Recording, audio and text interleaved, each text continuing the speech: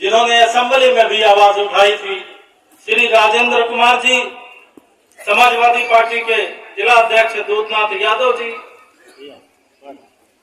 जनाब ऐनुल मुजफ्फर साहब, हमारे मेहमान इशाक अंसारी साहब, जनाब रईस अंसारी साहब, जनाब जफर जमील साहब, जनाब अदरी से आए हुए इंतखाब आलम, गोपा से आए अरशद रियाज साहब, घोसी से आए अब्दुल कयूम साहब, जमाल अख्तर साहब, आबिद जमाल साहब, आबिद अख्तर साहब, जनाब अरशद जमाल साहब, जनाब अब्दुल कुद्दूस साहब और सम्मानित मंच, सबका नाम नहीं लिया जाता, हमारे दाएं तारे हमारे सभी बुनकर भाइयों,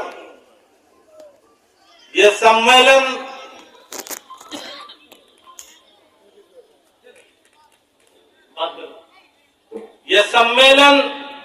आज हाजी रफीक साहब, ये आह्वान है। बातें बहुत हो चुकी सरकार से, बार बार उम्मीद लगाई है मऊ की जमातों के लोग, बुनकर जो नुमाइंदे हैं वो बड़ी तादाद में सामने बुनकर प्रतिनिधि बैठे हैं, वो मैं सबकी खिदमत में सलाम पेश करता हूं। और सबसे पहले जो मऊ के बाहर से लोग तशरीफ ले आए हैं मऊ में, उनका मऊ के बुनकरों की तरफ से खैर मकदम करता हूं। थोड़ा 10 मिनट मैं दूंगा, कोई हर्जा नहीं है। जैसे मैं चाहता हूं कि अभी तक जहां तक हम पहुंचे उन बातों को हम रखें और कहां अभी खड़े हुए हैं हम, उस बात को भी हम समझें। सबसे पहले तो मैं आपको ये बताना चाहता हूं कि सम्मेलन, अरे भाई अल्ताफ अंसारी साहब और उनके साथीगण, हमारे समाजवादी पार्टी के जिलाध्यक्ष आदरणीय दूधनाथ यादव जी, पूर्व चेयरमैन निवर्तमान चेयरमैन तैयब पालकी साहब, पूर्व चेयरमैन अरशद जमाल साहब, जमाल अर्पण साहब, ऐनुल मुजफ्फर अंसारी साहब, कुद्दूस अंसारी साहब, आबिद भाई, अरशद रियाज साहब कोपागंज, अल्ताफ प्रधान पूरा घाट, कयूम अंसारी साहब चेयरमैन घोसी, इंतखाब अहमद चेयरमैन अदरी,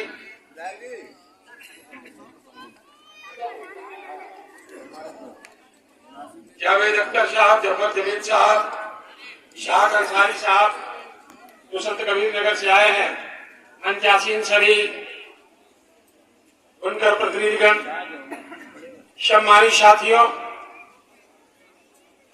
सदन चल रहा था, 1 मिनट में सबका स्वागत कर दीजिए ताकि मैं भाई अपने रफीक अंसारी साहब को आमंत्रित करूं।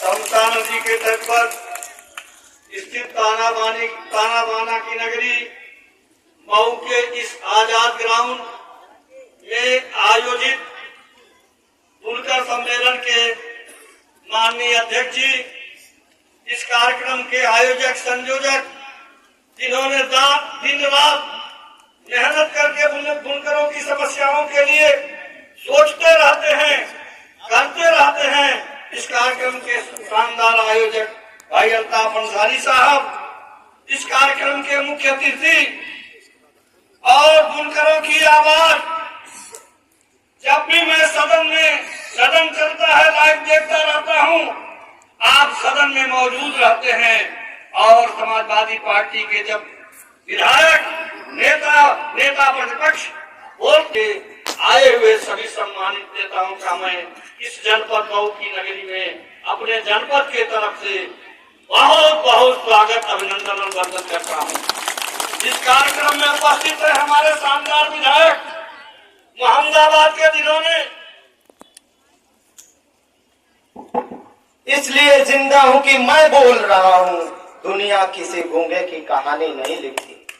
दोस्तों, हमारे दर्द को, हमारे बुनकरों की मांग को 2 मिनट और 17 सेकंड बर्दाश्त कर लीजिए, जो मुख्यमंत्री जी को भेजना है। मांग पत्र प्रतिष्ठा में माननीय मुख्यमंत्री महोदय उत्तर प्रदेश सरकार लखनऊ द्वारा लोकप्रिय जिलाधिकारी महोदय जनपद मऊ, मान्यवर हमारे महान देश भारत में किसानों के बाद सबसे बड़ी आबादी हम बुनकरों की है। हम बुनकर अपनी कारीगरी से देश के लोगों का तन ढकने, रोजगार देने के साथ साथ राष्ट्र के विकास एवं निर्माण में अपनी सहभागिता के रूप में सरकार को टैक्स देते हैं। देश की आजादी में भी हम बुनकरों का योगदान रहा है, जिसके फलस्वरूप अंग्रेजों ने दस्तकारी के नाम पर हम बुनकरों के अंगूठे तक भी काट लिए थे। हमारे देश में सोने की बड़ी खानें नहीं पाई जाती हैं, परंतु इसी कपड़ा उद्योग के उत्पादन से दुनिया भर के बाजारों में विक्रय होने के कारण हमारे देश में वहां से सोने चांदी आते थे। यह स्थिति ब्रिटिश काल तक बनी रही, परंतु इंग्लैंड में औद्योगिक क्रांति के कारण हमारे इस हुनर को ब्रिटिश सरकार ने अपनी क्षमता के हद तक मिटाया। आज ग्लोबल विलेज है, इसका लाभ चीन ले रहा है, जिसे हर कोई खुली आंखों से देख रहा है। देखा जाए तो हमारे इतिहास की नकल करते हुए चीन ने घरेलू उद्योग को बढ़ावा दिया, जिसके फलस्वरूप न केवल आबादी के बड़े हिस्से को रोजगार मिला, अपितु वैश्विक बाजार में उनके द्वारा तैयार किए गए माल हर जगह दिखाई दे रहे हैं और चीन आर्थिक रूप से समृद्ध हो रहा है। समस्या उदाहरण के साथ समझना आसान होगा कि एक दिहाड़ी मजदूर खाली हाथ काम पर जाता है और 6 घंटे काम करके 400 रुपए मजदूरी पाता है। मतलब एक मजदूर 6 घंटे कार्य और मजदूरी 400 रुपए। वहीं दूसरी ओर हुनरमंद बुनकर परिवार के 4 सदस्य, एक कमरा जिसकी कीमत 2 लाख रुपए, एक पावर लूम जिसे हम जुगाड़ लूम भी कह सकते हैं, जिसकी कीमत 1.5 लाख रुपए, और बुनाई की अन्य जरूरतें जैसे ताना बाना, पत्ते की डिजाइन, मशीन की रिपेयरिंग इत्यादि के साथ 24 घंटे शिफ्टों में परिवार के सभी सदस्य बुनाई करते हैं। तब जाकर 24 घंटे में 3 साड़ी तैयार होती है, जिसकी मजदूरी औसतन 120 रुपए प्रति साड़ी के अनुसार 360 रुपए प्रति दिन हुआ करती है। एक दिहाड़ी मजदूर व एक बुनकर मजदूर राष्ट्र के निर्माण में सहयोग देते हैं, परंतु समझने के लिए दोनों में अंतर एवं बुनकरों की दयनीय स्थिति स्पष्ट है। ऐसी स्थिति में बुनकर मीटर रीडिंग से अगर बिल का भुगतान करते हैं तो महीने की कुल आमदनी में अपनी जीविका पर खर्च करने के बाद इस स्थिति में नहीं हो सकते हैं कि वह प्रति माह 1 से 3,000 रुपए तक बिजली बिल अदा कर सकें। हमारी स्थिति पर रहम करते हुए स्वर्गीय मुलायम सिंह यादव जी की कृपा के बाद आप महानुभाव समेत पिछली तमाम सरकारों ने हमें फ्लैट रेट पर बिजली दिया था। हमारे यशस्वी प्रधानमंत्री जी की रोजगार योजनाएं, skill India, gate of India व पिछली सरकार की मनरेगा पर सरकार दिल खोल कर खर्च करने का दावा कर रही है, और आप जैसे मानवतावादी साधु और योजनाओं को क्रियान्वयन करने वाले मुख्यमंत्री जी की नजरों से हम बुनकरों की गंभीर समस्या किसी अनजाने कारणों से ओझल हो रही है, जबकि हम बुनकर प्रतिनिधियों के साथ सरकार के मंत्री व विभाग से संबंधित अधिकारी अनेकों बार बैठकर हमें आश्वासन देते रहे, परंतु 2.5 वर्ष बीत गया और हमारा बोझ व बिजली विभाग द्वारा उत्पीड़न निरंतर बढ़ता ही जा रहा है। आज एक जनपद एक उत्पाद योजना आप महानुभाव की दूरदर्शिता को ही दर्शा रही है। ऐसी दशा में हमारा केवल यह अनुरोध है कि डूबते घरेलू कपड़ा उद्योग में पुनः आत्मा का संचार कर दें। इसी संबंध में हमारे कुछ अनुरोध को मान्यवर सुन लिया जाए। नंबर 1, बुनकरों को फ्लैट रेट व्यवस्था पूर्व की भांति बहाल रखा जाए। नंबर 2, बुनकर आयोग का गठन किया जाए। नंबर 3, किसानों की तर्ज पर बुनकरों को भी दुर्घटना बीमा लागू किया जाए। नंबर 4, सरकार द्वारा असमंजस की स्थिति रखने से विद्युत विभाग द्वारा हो रही छापेमारी, मुकदमा, शोषण, वसूली आदि को लिखित आदेश देकर तत्काल प्रभाव से रोका जाए। नंबर 5, हम बुनकरों के बच्चों को शिक्षण संस्थाओं में आरक्षण व्यवस्था सुनिश्चित किया जाए। धन्यवाद। मेरा आप तमाम बुनकरों से अनुरोध है, मंच के लोगों से भी अनुरोध है कि आप हाथ उठाकर इस प्रस्ताव को पास करने की सहमत करें, ताकि हमारे दर्द पर भी माननीय मुख्यमंत्री जी रहम खाकर फ्लैट रेट और अन्य मांगों को स्वीकार करें।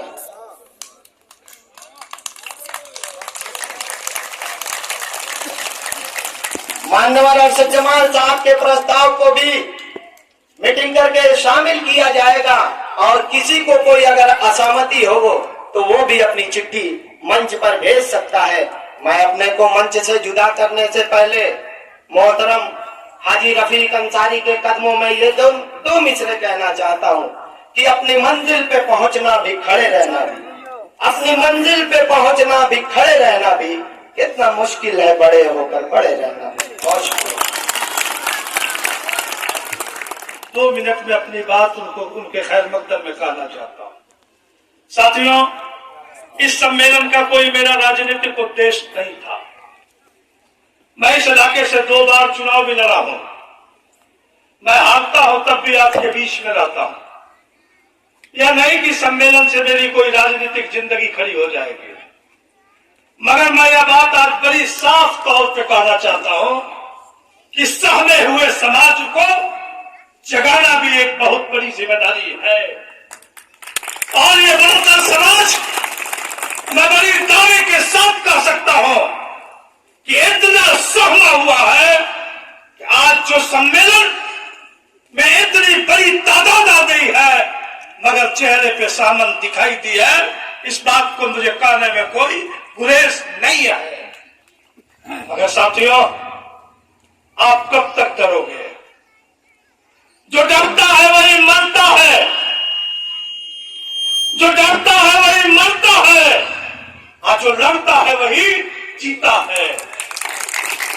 लड़ने की आदत डालो, मगर लड़ने के लिए मुत्तहिद होने की भी कोशिश करो।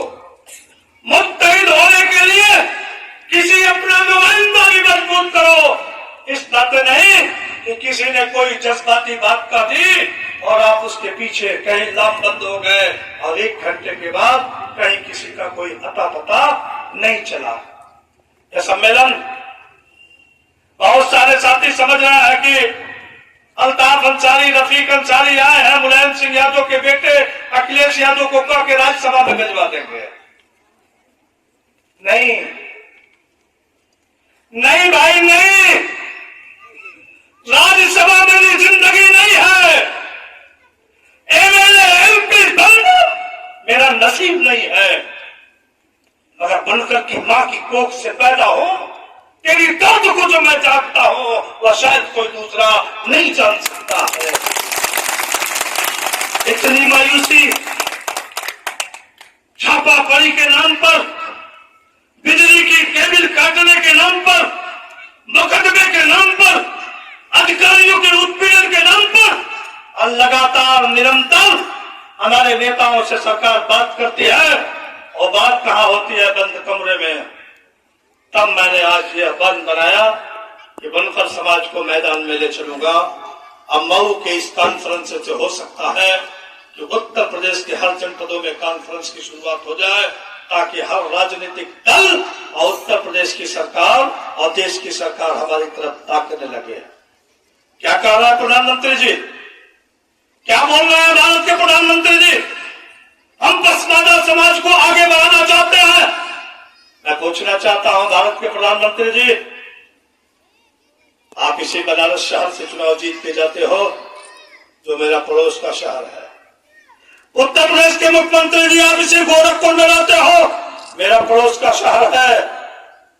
आप दोनों बातों को जानना चाहिए कि यहाँ इस मऊ शहर का 99% बनकर पसमादा है और वही पसमादा आज आपके बीच में बैठा है। किस तरह की लालीपाप देना चाहते हो? सिर्फ मंचों से भाषण देना चाहते हो और हमारे बीच में नफरत पैदा करना चाहते हो, यह नहीं चलेगा। इसलिए भाइयों, आज रफीक अंसारी साहब को मैंने इसलिए बुलाया कि रफीक अंसारी साहब आपके लिए सदन से लेकर अधिकारियों तक, और मैंने अपनी आंखों से देखा है कि मुख्यमंत्री से जूझते हुए, बड़ा बहादुर साथी, बहुत नेक दिल इंसान। इन्होंने कहा अल्ताफ भाई, मैं क्यों मऊ आऊं, मेरा क्या मऊ से लेना, मुझे कोई मऊ की सियासत नहीं करना। मैंने कहा रफीक भाई, जब आप सदन में बोलते हो तो आपकी तरफ मेरे बुनकर समाज का बेटा निगाह लगा के ताकता है। जब हम भाषण देने जाते हैं तो हम आपका नाम लेते हैं। मैं इस नाते आपको नहीं बुला रहा हूं कि आप नेता के रूप में आओगे, इस नाते बुला रहा हूं कि आप बुनकर के बेटे हो और बुनकर के बेटे की नगरी में, बुनकरों के शहर और ताना और बाना के शहर में मैं एक बार बुनकरों के हाथ से आपको ताली बजा के इतना सम्मान दिलाना चाहता हूं कि जब सदन खुले तब आप मुख्यमंत्री के गिरफ्तार तक पहुंचने की कोशिश करिए। मांगना हमारा काम है, देना उनका काम है। हम मायूस कौम नहीं है, हम मायूस इंसान नहीं है कि हम मान जाएंगे। हम मानेंगे भी नहीं मगर मारेंगे भी नहीं। ये किसने नारा दिया था? ये समाजवादियों का नारा, डॉक्टर राम मनोहर लोहिया का नारा। हम मानेंगे भी नहीं मगर मारेंगे भी नहीं। आज सम्मेलन से समाप्त नहीं, 23 तारीख को रमजान, ईद की हंसी खुशी। अगर सरकार ने नहीं हमारे सवाल पर कोई बात गंभीर चिंतन मनन किया तो अब का अगला फैसला जो होगा कलेक्ट्रेट के मैदान का होगा। अगला जो आमंत्रण होगा, आगे का निमंत्रण होगा, वह अगला कलेक्ट्रेट के मैदान का होगा। कई साथी कह रहे थे कि परमिशन नहीं मिलेगा। मैं बुनकर भाइयों, तुम्हारे सम्मेलन के नाम पे थोड़ा औना दिखाई दे रहा था। नहीं, सड़क के उस पार जब जाओगे तो जब आंदोलन के रास्ते पे हम निकलते हैं तो बड़ी बड़ी सरकारों को, बड़ी बड़ी सरकारों के जो बैठे हुए कलेक्टर से लेके कप्तान तक, उनसे जब चाहते हैं अपना दो हाथ कर लेते हैं। आज तक कभी कभी पीछे नहीं रखा। मगर अफसोस है जिस बस्ती में पला हो, जिस बस्ती में बड़ा हो, उसी बस्ती और उसी लोगों का एतमाद जीतने में कहीं न कहीं कोई कमी रह जाती है। इसलिए भाइयों, जजमेंट देना आपका काम है, संघर्ष के मैदान में जाना मेरा काम है। आप मेरे साथ कितना चलोगे ये आपके ऊपर तय है, मगर ये अगला तय है कि अगली जो रणनीति होगी वो कलेक्ट्रेट के मैदान की होगी। यही बात के साथ मैं अपने भाई रफीक अंसारी साहब को इस सम्मान से स्वागत करते हुए, खैर मकदम करते हुए कि मेरी छोटी सी नोटिस पर आपने इतनी तकलीफ उठा के हमारे बीच आए, मैं आपका खैर मकदम स्वागत करते हुए आपको आमंत्रित करना चाहता हूँ। भाई रफीक अंसारी, जोरदार ताली, जोरदार ताली। अभी ताली में दम नहीं दम है। एक बार रुक जाओ, जरा हाथ उठा के नारा बोलो। खुदा कह रहा हूं कि 5 तारीख से लगातार आपके बीच में घुमाओ, एक बार नारा लगाओ। मगर कोई हाथ अगर नीचे रहेगा तो हम लोग समझेंगे कि हम बुनकरों की लड़ाई में आप शामिल होने नहीं आए हैं, सिर्फ मनोरंजन करने आए हैं। बुनकर एकता जिंदाबाद, बुनकर एकता जिंदाबाद। हमारी मांगे पूरी हो, रफीक अंसारी जिंदाबाद।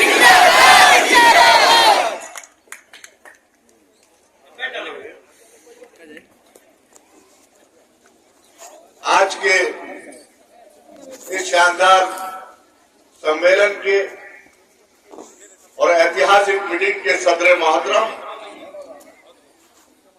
भाई अब्दुल्ला अंसारी साहब, और इस मीटिंग के शानदार और कामयाब संचालक और इस सम्मेलन के रूए रवा मेरे शानदार इनकलाबी क्रांतिकारी भाई अल्ताफ अंसारी साहब, शानदार इस मीटिंग के तमाम नौजवान साथियों और बुजुर्गों, शानदार मंच और ऐसा मंच जहां विधायक भी हो और इस जिले के इस नगर के चेयरमैन पूर्व चेयरमैन भी हो और बहादुर क्रांतिकारी इंकलाब मऊ के लोगों भी बैठे हों।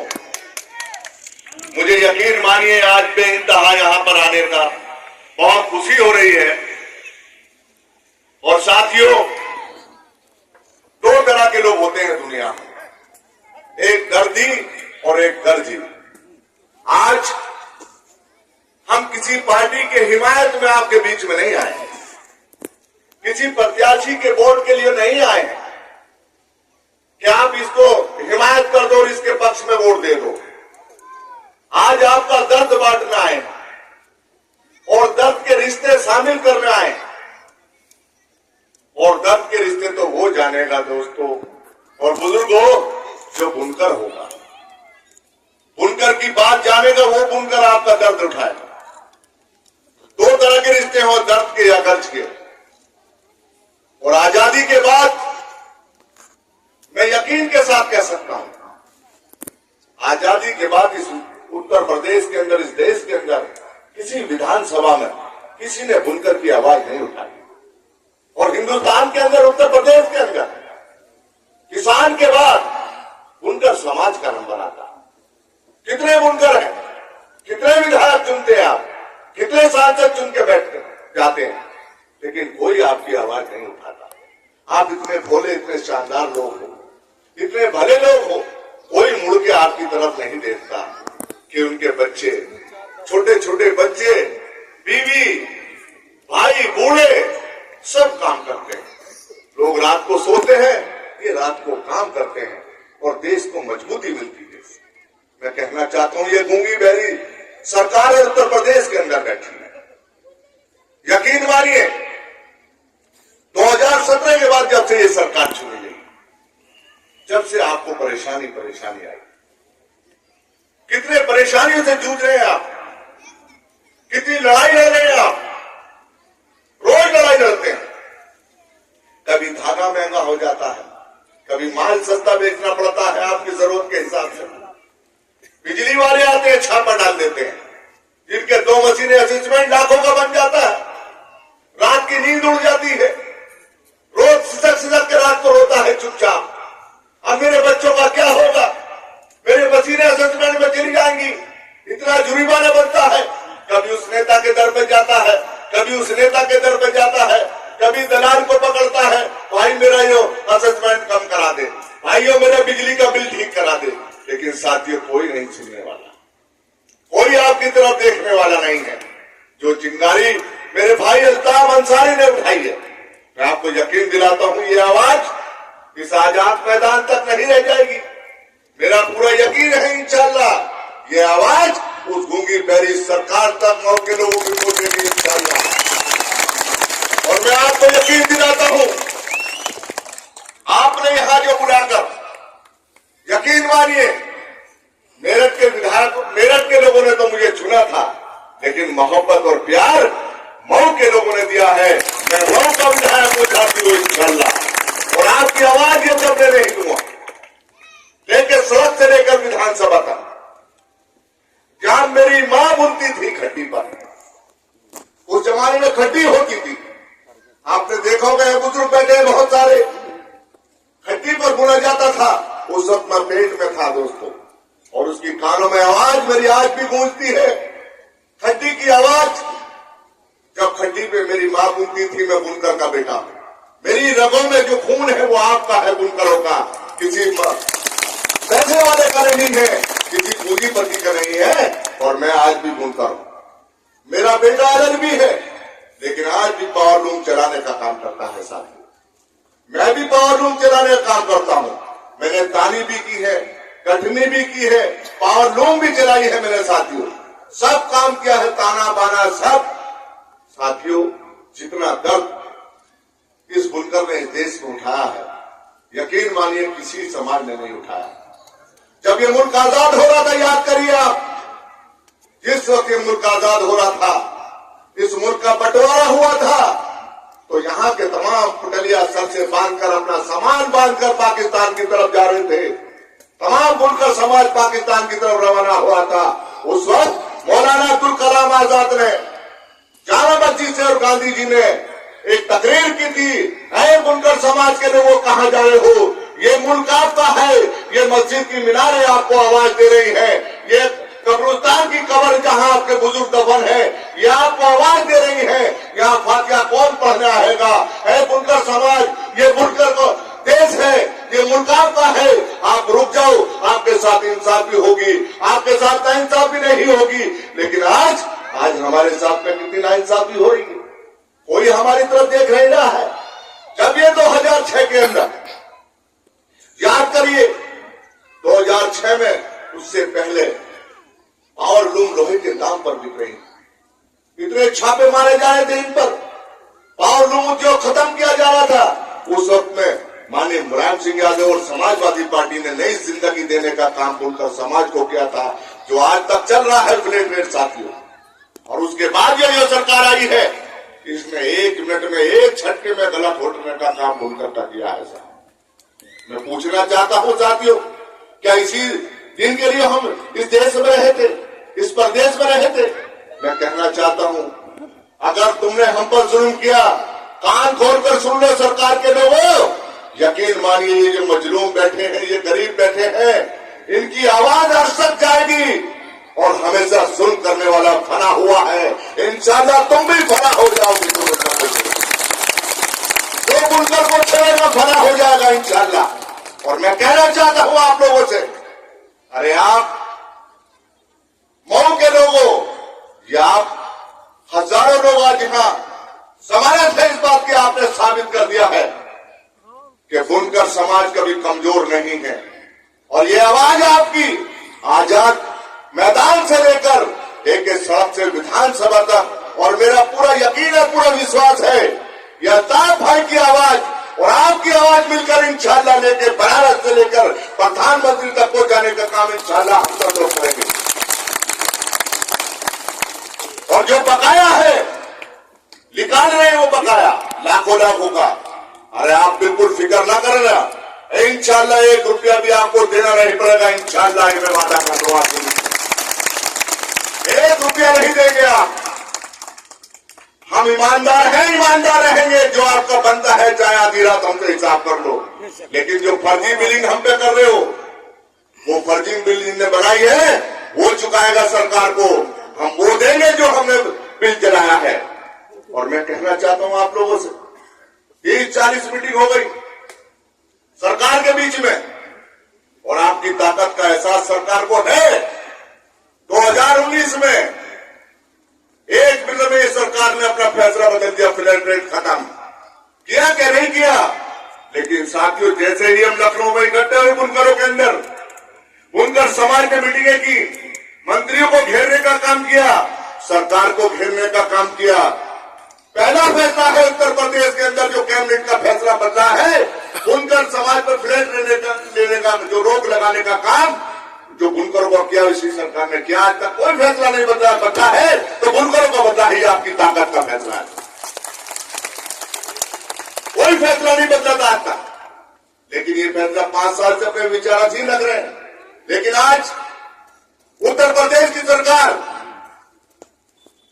ये गवाह है, अरशद भाई बैठे हैं, यहां के प्रमुख सचिव कहते हैं, जब प्रमुख सचिव लेके प्रस्ताव जाते हैं मुख्यमंत्री के पास,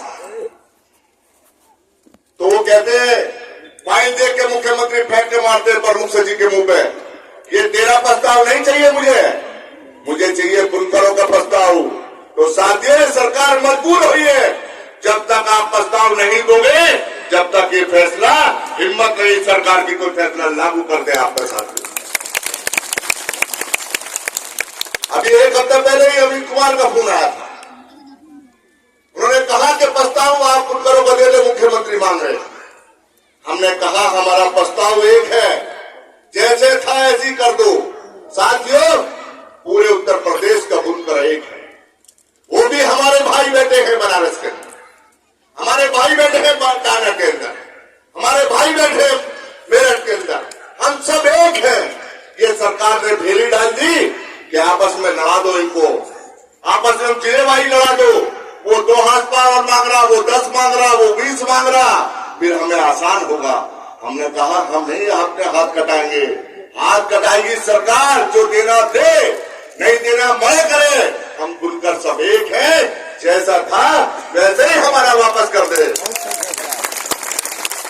आज आपके मीटिंग से प्रस्ताव पास हो गया कि जैसा फ्लैट रेट था हमारा वैसे ही वापस कर दो। बाकी अगर तुम्हें करना तो कर दो, कौन रोक रहा भाई? तुम्हारी सरकार है, तुम ताकत में हो, तुम जीत चाहोगे तुम फांसी लगा दोगे, जीत चाहोगे जेल भेज दोगे। हमने कहा जो चाह तुम करो, लेकिन बुनकर समाज बैठने का नहीं है। बुनकर समाज ने यहां से शुरुआत की है। अल्ताफ भाई ने, यकीन मानिए आपको देखकर मुझे इंतहा खुशी हुई। और एक वाक्य मैं बताऊं आपको, 3 दिन पहले, यकीन मानिए मस्जिद नजदीक है, मैं आपके बीच में ईमानदारी से और सच्चाई से ये बात कह रहा हूं। राजनीतिक लोग मंच पर खड़े होकर अनाप शनाप बात करते हैं, लेकिन यकीन मानिए मैं सच्ची बात कर रहा हूं। 3 दिन पहले मेरी बीवी को टाइफाइड बुखार हो गया और परसों एडमिट कर दी मैंने हॉस्पिटल में। और यकीन मानिए अल्ताफ भाई का बार बार फोन, आपकी मोहब्बत मुझे जगा रही थी कि नहीं, मऊ के लोग आपको बुला रहे हैं, बहुत बड़ा सम्मेलन कर रहे हैं। यकीन मानिए मैंने अपनी बीवी से कहा, एक तरफ आपकी जिंदगी है और मौत है, और एक तरफ मेरी कौम के लोग मऊ के अंदर बुला रहे हैं, जहां लाखों लाखों अपने खून के आंसू रात भर रो रो के गुजार रहे हैं। एक तरफ वो है और एक तरफ तुम हो, बताओ क्या फैसला है? उन्होंने कहा आपके लिए कौम ज्यादा है, आपकी बिरादर ज्यादा है, आपका बुनकर समाज का वजन ज्यादा है, आप जाइए मुझे। तो साथियों, मैं उनको अल्लाह के करम पर आपकी दुआओं से मैं छोड़कर आया, और यकीन मानिए वो ठीक होकर सुबह घर पर आ गई। मैं आपकी मोहब्बत, आपका खुलूस, अल्ताफ भाई का प्यार, और यकीन मानिए मुझे यहाँ आने के बाद ऐसा लगा कि यकीन मानिए किसी ने अगर कोई हिंदुस्तान किसी ने देखा हो तो ये असली हिंदुस्तान बैठा है, ये वफादार हिंदुस्तान है, ये इस देश का वफादार है, ये उत्तर प्रदेश का वफादार हिंदुस्तान और उत्तर प्रदेश बैठा है। मैं आपको, क्योंकि आप 10 बजे से बैठे हैं और 4 से ऊपर बज गए, आप मुबारकबाद के मुस्तहिक हैं। यकीन मानिए जो आपकी मेहनत, आपका पसीना, पूरे 1 महीने अल्ताफ भाई ने गली गली घूमकर, दरवाजे दरवाजे घूमकर आपसे अपील की थी, आज आपने उसे वसूल कर लिया है। एक अनुरोध करता हूं और एक दरखास्त करता हूं, जो आपके लिए लड़ता है दोस्तों, उसका साथ कभी नहीं छोड़ना, ये हमारा इस्लाम कहता है, हमारा कुरान कहता है। मैं अपील कर रहा हूं, जो आपके लिए लड़ रहा हो, जो आपके लिए मर रहा हो, जो आपके लिए दर दर भटक रहा हो, बेलोज आज साबित कर दिया, न वोट का जमाना है न चुनाव का जमाना है, अल्ताफ भाई आपके बीच में है। अल्ताफ भाई का कभी साथ मत छोड़ना था। ये अल्ताफ भाई इतने भोले हैं, मुखलिसी से पैदा हुए हैं, और इन्होंने बुनकर समाज के बुनकर माँ की बेटे से जन्म लिया है, कोख से। इनका साथ मत छोड़ना, और इंशाल्लाह हम इनके पूरी ताकत के साथ साथ हैं।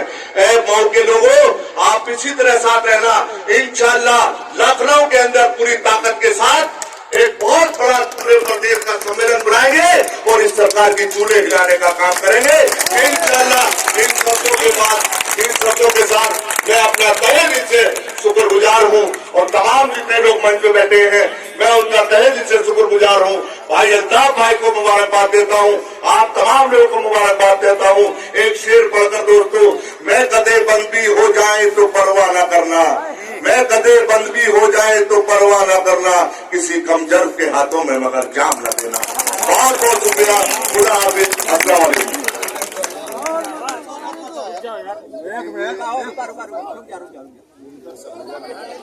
और बुनकर समाज की आगे सरकार से है, जो काफी दिन से विचारा थी, कई साल हो गए उसको बराबर बात करते भी, लेकिन कई बार 2017 के बाद हमने आवाज़ उठाते रहे। मंत्री 2 बार बदल चुके, 2 बार, एक बार प्रमुख सचिव बदल चुके हैं, और बार बार उसे वादा होता कि अब कर देंगे अब कर देंगे। लेकिन सरकार ने यह लटका रखा है और हमारी सरकार से अनुरोध है, लोकतंत्र के अंदर जनता ही सब कुछ होती है। इस जनता के माध्यम से हम इस सरकार तक अपनी बात पहुँचाएंगे और हमें पूरा यकीन है, पूरा विश्वास है कि जनता की आवाज़ ये सरकार सुनेगी, दबे पिछले कमजोर लोगों की आवाज़ करेगी। और अगर नहीं सुनेगी निश्चित रूप से हमारे सामने कोई और रास्ता नहीं है, सिर्फ आंदोलन करेंगे। बुनकर सभा है हमारी, तमाम पूरे प्रदेश के बुनकरों को जोड़कर और एक बड़ा सम्मेलन हम लखनऊ में करेंगे और इस सरकार को जगाने का काम करेंगे। हमें पूरा यकीन है, पूरा विश्वास है। आपकी बात कहाँ रुक जा रही है, कहाँ बीच में ऐसी बात आ जा रही है? ये माननीय मुख्यमंत्री, देखिए ये माननीय मुख्यमंत्री के यहाँ विचार है और आप उत्तर प्रदेश के मुख्यमंत्री जी को जानते हैं, तो उन्हीं को हल करना है ये समस्या। लेकिन अब ये बुनकर काफी परेशान हो गए, तमाम ये छापे पड़ रहे हैं, बिजली के छापे पड़ रहे हैं, तमाम उत्पीड़न हो रहा है, तमाम फर्जी असेसमेंट बन रहा है, जिसकी 2 मशीनें वो असेसमेंट में जा रही हैं। और मुख्यमंत्री कभी नहीं चाहते कि ये हो, मुख्यमंत्री चाहते हैं बुनकर का भला हो और सही हो, लेकिन नीचे के लोग जो हैं वो उत्पीड़न कर रहे हैं। अब ये जनता के माध्यम से माननीय मुख्यमंत्री की आवाज़ पहुँचेगी कि पूरे उत्तर प्रदेश के अंदर बुनकर समाज का है, बुनकर समाज जागरूक हो गया है और अपनी आवाज़ सरकार तक पहुँचाएगा। आपके कितने चरणों की बात हो गई? अरे 2017 से बात है, 2017 से लगातार हमारी बात है, लेकिन क्या उनको करना है? हमारा काम तो अपनी बात कहने का। हमने कम से कम 25-30 बार बात हो चुकी है, सरकार के बीच में बात हो चुकी है, लेकिन क्या उनको ही करना है? अभी सरकार के ऊपर है। पूरे प्रदेश में कितने बुनकर हैं जो प्रभावित? लाखों तो यही होंगे, हर 5 लाख करीब 5-7 लाख। देखिए उनकी तो नज़रिया ये थी कि ये सरकार जो है ये महसूस कर रही है, ये उस नज़रिए से नहीं देख रही इसको कि बुनकर का काम कौन कर रहा है, वो उस नज़रिए से देख रही है कि ज़्यादातर लोग जो इसे माइनॉरिटी के लोग गलत बयानी कर रही है, कभी आज तक रुका नहीं और उसके लिए देने को तैयार है। अगर हमका है तो हिसाब करेंगे ना, देने को तैयार है, मना करना है। लेकिन अनाप शनाप हम पे बिल डाल देंगे, अनाप शनाप असेसमेंट डाल देंगे, कहाँ से देगा? उसका तो मकान भी बिक जाएगा, घर भी बिक जाएगा, कहाँ से देंगे? और ये देखिए अगर बुनकर समाज मजबूत होगा तो उत्तर प्रदेश मजबूत होगा, देश मजबूत होगा। किसान के बाद कृषि के बाद बुनकर समाज का नंबर आता है और आज इसको सबसे पीछे धकेलने का काम जो पहली सरकार ने किया था, बुनकर के किसानों के भाती बुनकर को देने का काम किया था, आज इसको उन्होंने हटा दिया। इस सम्मेलन को लेकर आज बुनकर को क्या आश्वासन देगा? आश्वासन बुनकर समाज को यह है कि इनके कंधा से कंधा मिला के इनके साथ खड़े हैं और इनकी जो भावनाएं हैं, जो इनकी ज़रूरतें हैं, जो इनकी आवाज़ है वो सरकार तक पहुँचाएंगे, लड़ते इंशाल्लाह उसको हल कराएंगे। विधानसभा में और संसद में आपकी नुमाइंदगी की बात हुई है कि बड़ी कम संख्या है, किस तरह देखते हैं? उससे नहीं फर्क पड़ता कम संख्या या ज़्यादा संख्या है, आवाज़ उठाने वाला मर्द होता है, वो तो आंखों में आंखें डाल के सरकार के मैंने 10 बार कम से कम आवाज़ और आज उसी की वजह से सरकार फैसला नहीं ले पाती। और हमारा पूरा यकीन है कि बुनकर समाज की जितनी आबादी है उत्तर प्रदेश की कोई विधानसभा होगी सब बुनकर समाज का होगा, चाहे हिंदू हो चाहे मुसलमान हो, सब बुनकर एक है और हर जगह से बुनकरों की नुमाइंदगी है, लेकिन कोई नहीं बोलता है। कौन बोलेगा? दर्द के रिश्ते नहीं हैं, कर्ज के रिश्ते बोल के चले जाते हैं। तो आपको यकीन है कि आने वाले दिनों पर प्रदेश सरकार आपकी बात 100% पूरा यकीन है, हमारे सुनेंगे तो विचाराधीन भी है, विचार करके